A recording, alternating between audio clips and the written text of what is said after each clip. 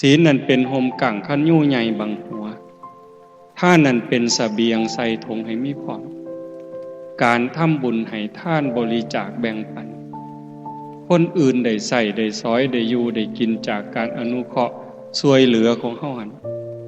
ผู้ใดได้กินของเพิ่นคือเฮาได้เพิ่นให้ข้าวให้น้ำเครื่องอยู่ของกินเฮาก็โอ้ยสาธุเด้อให้เจ้าได้บุญหลายๆคือกันท่านนั่นเป็นเสบียงคือห่อข้าว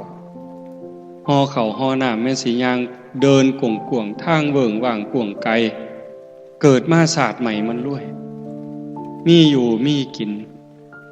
เนี่ยนอกจากไปสวรรค์แล้วกลับมาเกิดเป็นคนใหม่มีอยู่มีกินให้หน้าก็หลายเข่าก็เต็มเหล่างวกไปนั่นก็มีงวกไปนี่ก็มีบ่ขาดบ่เคินพ่อหยิบพ่อใส่อยากเฮ็ดบุญก็ได้อยากซอยเหลือคนก็ได้สิกินเองก็ได้สิสร้างหยังก็ได้บ่ขัดสนอันนั้นเกิดจากอานิสงส์ของท่านแต่มันก็มีทุกข์คือกันรวยก็ทุกข์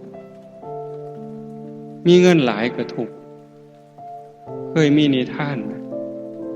หลวงปู่พุทธทาสเพิ่นเล่าว่ามีคนขอทานผู้หนึ่ง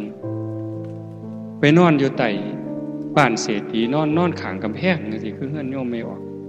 มานอนอยู่ข้างกำแพงเพราะว่าคนถูกขอทานบ่มีบนอยู่เด้มานอนข้างเฮือนเศรษฐีเรามีคุยไปเป่าคุยคนเขาก็เห็นสงสารเขาก็เอาเงินให้ได้มามื้อใดก็ได้มื้อละสลึง2สลึงก็ซื้อกินหมดมาฮอดยามมื้อแลงก็นอนข้างเฮือนเศรษฐีกับเป่าคุย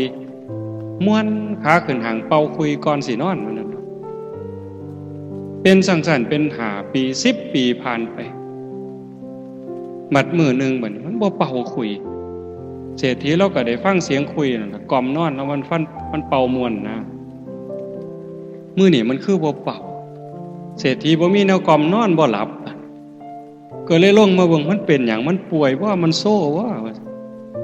ลงมาถามมันก็ดีอยู่ถามว่าเป็นหยังโซ่อยู่บ่ป่วยอยู่บ่เอาเป็นหยังมันคือบ่เป่าคุยมื้อนี้ทุกข์บ่สำบายใจเป็นหยังมื้อนี้ขอเงินได้หลายได้มาตั้ง10 บาทซุมื้อได้มื้อละสลึง2สลึงซื้อกินหมดแล้วก็แล้วมื้อนี้ได้10 บาทซื้อกินหมดไปแล้ว2สลึงมันเหลืออยู่9 บาทครึ่งสิเสี่ยงไว้ใส่นี่หานอนหลับก็สิบ่มันลักเอาบ่ว่าเห็นบ่โทษจากรวยเห็นบ่มันเหลืออยู่9 บาทกลัวๆนี่สิไปเสี่ยงใส่